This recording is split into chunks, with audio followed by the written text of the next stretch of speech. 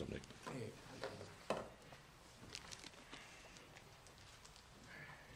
All right, buddy. Let Coach make an opening statement, then we'll take your questions. Absolutely. First, I know you've all had an update with Raleigh, just obviously a huge scare out there. And with his history and everything that goes into it, seems to be something unrelated. I don't want to speak out of turn, so we'll wait till we get confirmation. Everything has been very, very positive so far, everything I've been informed of.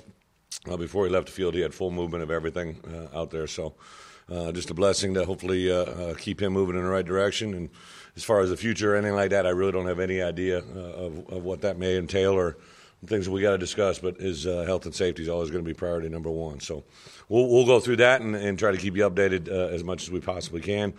Other than that, the only other injury popped out there today, Paul Ramirez has had an issue with his believe it's his left knee, whatever knee it was, just aggravated it again on that very specific play. He came back and hopped back in there, so we're very positive there. Really, all the other injured players, you saw Grayson Gunner, he's really, actually, when we come back after summer break, Grayson should be unlimited in all his activities moving forward. In addition to that, Dre Greenlaw, you saw him out there in full uniform. He's running, doing stuff with the trainers. He just hasn't been cleared to do anything on the field yet. Should get him back, if not at the beginning of summer, by July 1st for sure, and be full go for fall camp. So, and then Jay Red, he just out there basically had tweaked his hammy a couple weeks back. Got in a little bit of practice earlier this week on Tuesday and Thursday, a mild amount of work, but we didn't want to put him in the game or in the scrimmage-like situation today. So through 15 practices, couldn't be happier with the attitude, the energy, the coachability. Very, very excited about the things that we put in on the offense side of the ball, the progress that we made. Some players that, to me, that really jumped out during spring practice, just starting with the line. I thought Yelda for Holt made a big jump.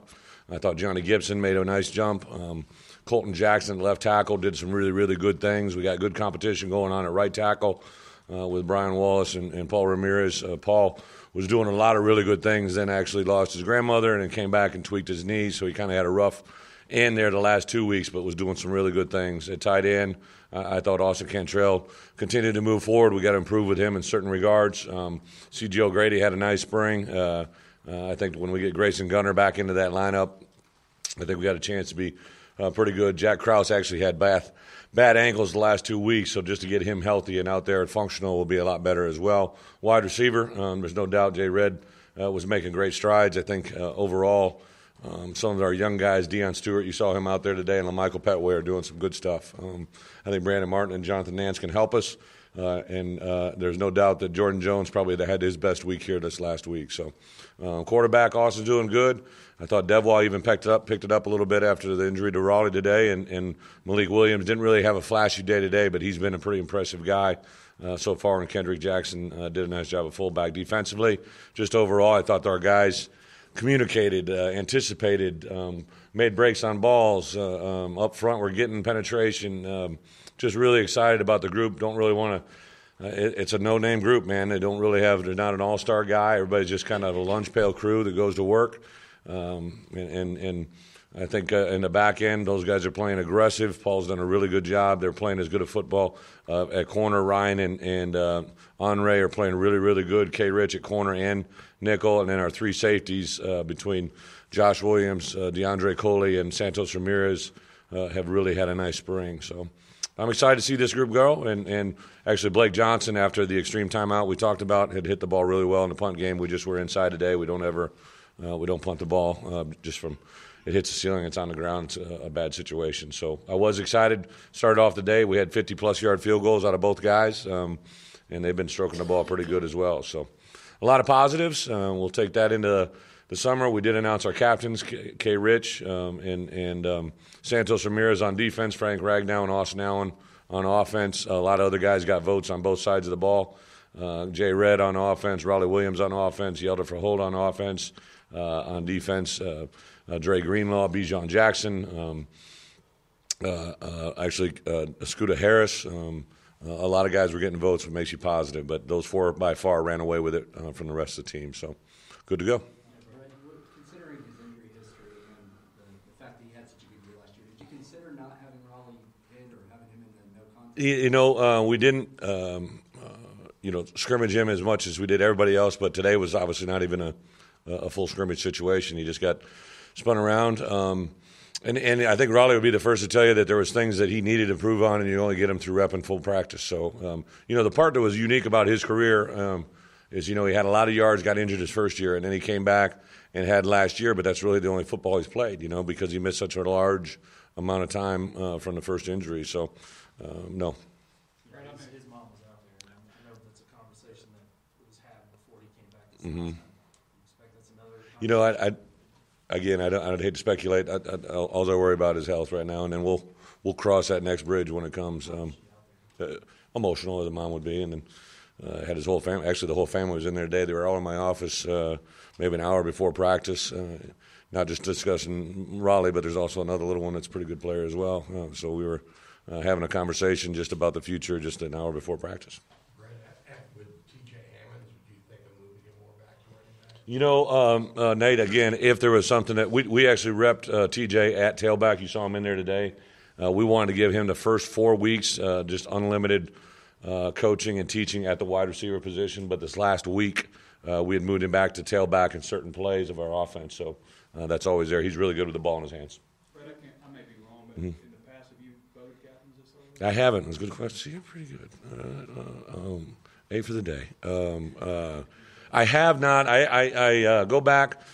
A lot of the things that we've done now are things that I've learned along the way. I've never voted captains, but it was the way we did it when I was a player, and it gave us great leadership into the summer. One of the things I always used to say is I didn't want to hone in on certain guys being the voices too early and negate what could happen in the summer and in the fall, because that's when you grow a lot. But I really felt I'm really not shocked by the outcome of those 4 guys getting it, and I was prepared to go to 6 if there were another two that were close, but those 4 ran away with it, and I'm excited that they have that voice. It was an unbelievable day yesterday. We had 4 former players come in and talk to our guys that really gave a great message to our team about being a voice, and it was carry over to today. Who were those guys? You're going to get me. Yep, Caven, Holmes, Hamlin, and Jackson, the cook, right? Yeah. It's the most. Santos, out of all those guys, is maybe not as much playing time. What do you think of him getting elected? From the day that I met Santos Ramirez to where we are today, I always thought he had a chance to be a really special player, just the way he moved physically.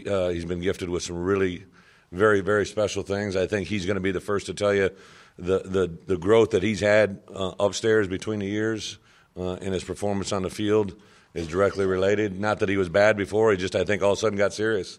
I think he stopped playing around and became a man that wants to be great, and I'm very, very happy with his growth and excited he's voted captain. Without a doubt. I know you guys had limited, you were there for the scrimmages. He really has been an efficient. He's so gifted physically. Known before, he's been a little bit suspect. He always just wanted to out-hit somebody. You take that Ole Miss.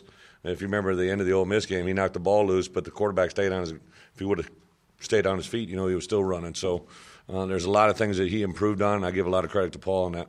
How would you grade the installation of the 3-4 what you had, the progress you made, especially the last couple of weeks? I'm really looking forward. Paul and I are going to sit down, post-spring here. I've tried to remain a little bit just observing, seeing how it's going, seeing where it's at. And I think the 2 things that jump out to me the most, the kids, the coaches are all engaged. I mean, it's just all eyes are on those coaches. They're learning it.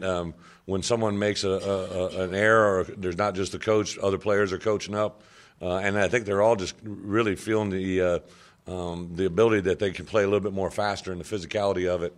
A lot of times it's not the X's and O's where they line up. It's the belief in their mind. And obviously there's a big change dramatically in the number of guys up and down and all that stuff. But for the most part, you got guys that are playing some of the same techniques they played in the past, but they're just playing them better. How weird was it not having, a real red white game and doing what you guys did? How weird was it? I understand the question, but I mean, it was just another day. I really told our guys that it's practice 15. We do scrimmages and the red and white game because I like to see our guys in front of the crowd. We did allow our ones to play against the twos today to develop a little continuity and that, but other than being able to be in the stadium and tackled, it was just kind of practice 15 for us. So it was just normal. It was weird having those bleachers. It was weird having the SEC network.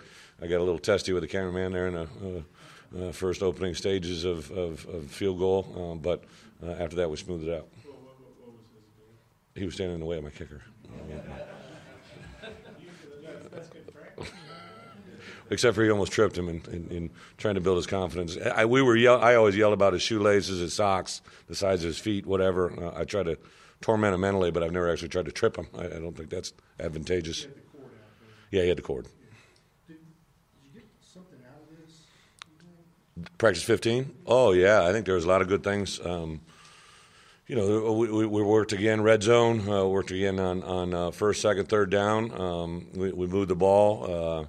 There's a lot of and then individual work. The part I said to our guys there at the end, we definitely got better as a football team through 15 practices, but we got better individually, what makes us better collectively. And I know you think it's coach speak, but to get kids to understand the window they have here at the University of Arkansas, whether it be 2 years left, 3 years left, 1 year left, whatever it is, they need to make daily progress. That, hey, if I'm not using my right hand well today, I need to do that to get better. And they just think it's going to happen, and it doesn't just happen. It's the process to get there, and I think they buy into it.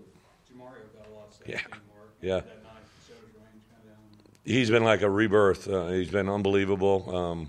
I know when I first brought it up to him, he kind of gave me those big eyes, but he jumped into it 110%.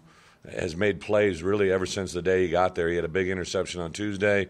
He's a crowd favorite. The kids love harassing him because he loves to be harassed and give harassment as well. So he's having fun. The thing I said after that second day, I just looked at him at Jamaro. I said, I love your smile, man. I haven't seen that in 2 years. He's a good athlete and almost came up with a big one again today. But it looked like a game, and maybe Randy, some guys got in the backfield. Yeah. What did you see from some of Well, again, that's some of the stuff I think the 3-4 brings you. Be able to bring guys from the field, from the boundary, guys up the middle. I think there's some D-line games you're talking about. Randy is a very, when he pins his ear back and comes, he's a pretty hard guy to stop. And I was just getting nervous, with the flush out of the pocket. But I like the ability that he brings. He's to the field a lot, but then, to put him in a sub package and let him be up on the line of scrimmage is a nice little package. Is there a time? Yeah, you're good. Austin, today the only thing that jumped out to me one time, there was a back in the flat on first down play. I'd rather he hit that than the 15-yard comeback on a naked play. But other than that, his composure, his presence, he said some really good things vocally. You always want your quarterback to be the guy that's kind of got the handle of the team, and I thought he's done that. Ty Story made a couple nice throws today. I liked that he came alive on this practice today. Cole Kelly again does a lot of really good things, and then he'll do something that just makes you pull your hair out a little bit. But he is so aggressive and his own on himself. Is really everything is so dramatic with him, success and failure. So those three guys I think can play good football for us. I'm really a couple walk-on guys, Carson Proctor and Jack Lindsey. Jack has probably been one of the more significant surprises of the spring. I think he's just got some moxie. He's got some things to him that obviously his grandfather and father had a little history here and show some moxie, and I think he's got all that same things. And then obviously Dalton Hyatt, he does some good stuff, man. Dalton he threw one in the end zone there in the red zone. He can't throw, but for a freshman that came here in January, should be going to prom on Saturday instead of playing in our spring game. I think he's doing a pretty good job. Scooter has really been the guy that's been dominant. He actually got some, bless you, he's actually got some, got votes today as captain. So that means people are seeing him in a leadership role. He's able to dip, rip, explode. He's a very violent player. I like the growth that he's had. Grant Morgan and Josh Harris, I kind of grouped those two together. They're kind of the two non-scholarship guys that do some really good things, could help you in some capacity. I would say Kyrie Fisher has been very impressive through 15 practices. He's definitely not afraid to strike you. He gets football. He likes it. It's important to him. I really like that. I think D-Walk, number 33, we played him outside, moved him inside there at the end, and is doing some good stuff. So, and on the outside, is that what we're talking about as well? On the outside, I think at the Razor position. Randy and Dwayne Eugene is playing really good football. Really like the growth that Dwayne's had. And then Hogg into the boundary or to the weak side there. Carl Ressler and Jamario really stepped into that role pretty good. Expand a little bit more on a game today, too. He was really On who, buddy? on a game. He was really Sosa, yeah. Sosa he's a fun player to watch. I think he really took some steps of maturity as well. You know, he's a very active player. He's very gifted. What he's got to get better at is probably straining through the difficult moments. You know, the double team, the stuff that no one likes to play, into the double teams, behind the reaches, stuff like that. But pass rush, he comes, boy, he's gifted. He's got a great motor. I think he can be a very good player.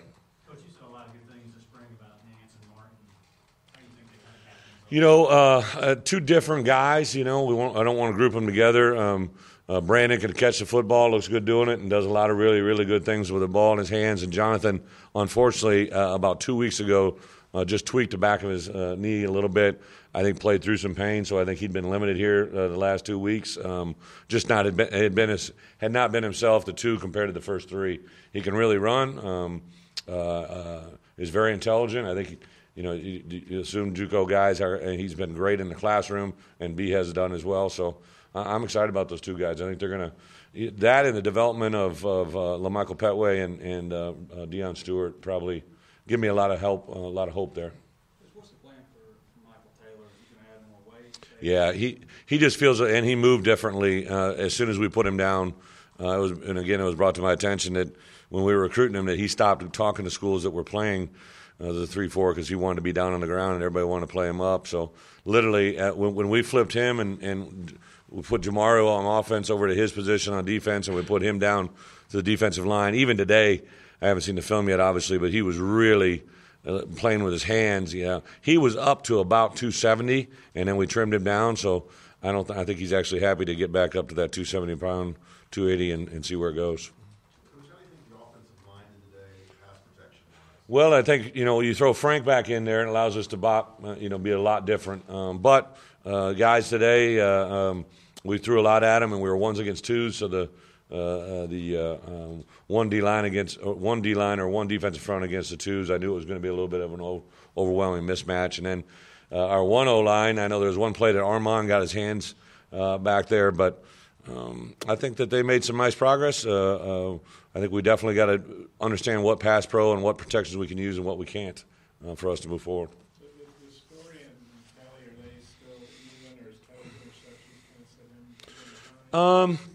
I think that definitely right now they're even.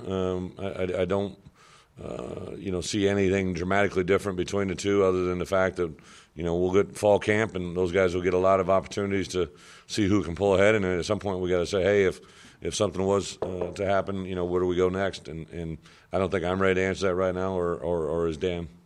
When it comes to backup quarterback Yeah. situation, would you prefer to get that settled now, or do you want to leave it up? I do. I think for two reasons. First, I just have always been a big believer that competition brings the best out of people. And I don't think either one of them realistically probably say, I'm going to go here today and beat Austin out. So the best way to create that competition is amongst themselves. Does that make sense? So I think that part is real. And then really, I think Carson Proctor and Jack are making progress, but they're not really in their ballpark. So the best way to get the most out of them is have them compete against themselves. Brandon, in the defensive installation, what do you think you are? I mean, get enough done in this 3-4? Yeah, we really in the last probably 2 weeks with different things with the defensive front, movement-wise, D-line games, the pressures. We didn't show any pressures out there today, obviously. So the pressure game that we've been able to establish, the ability to bring one of the four backers on any given play and still just have a four-man rush, I think is very, very important. We were able to get that in. I think the back end coverage-wise, we got in everything we wanted to, even in the 2-minute offense. Well, the part that we now really got to, and we will focus in on is, obviously game planning for SEC opponents. And we did a little bit of that this last week, but be a huge emphasis in the fall.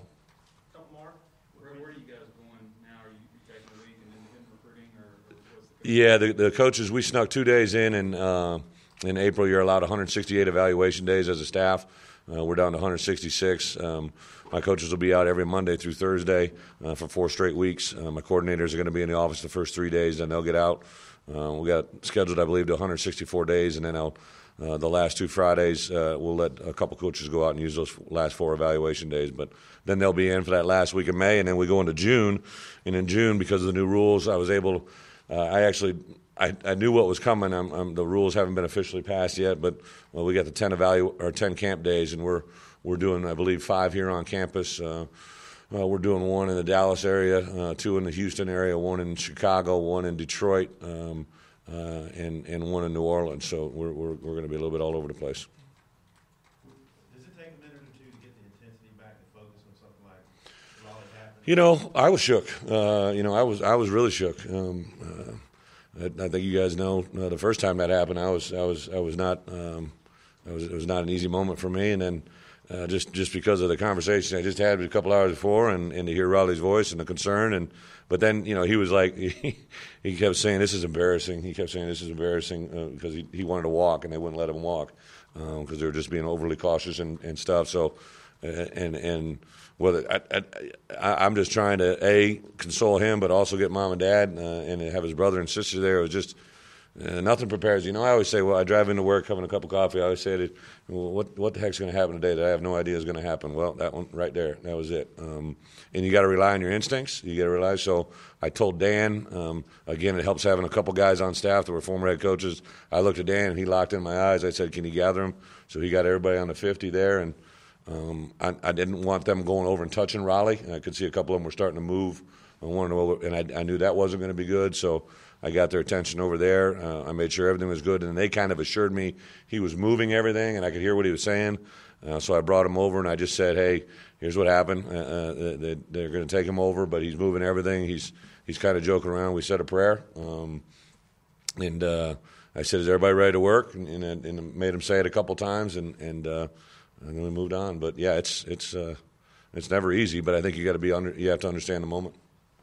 Is that just going to be a tough conversation because Riley obviously wants to play, and this sounds like it wasn't anything serious. Maybe his mom doesn't want it. Is that just how tough is all that going to be to sort it out?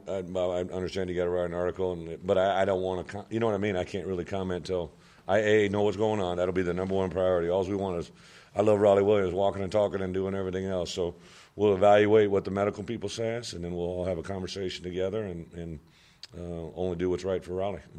But it's probably the part of my job that everybody used to say that what keeps you up at night. Those are the things that keep me up at night. It's just my players' well-being. So we'll cross that bridge when it comes. Thanks, everybody. Thank you. Players in shortly. We are going to have to pick up a majority of the chairs and put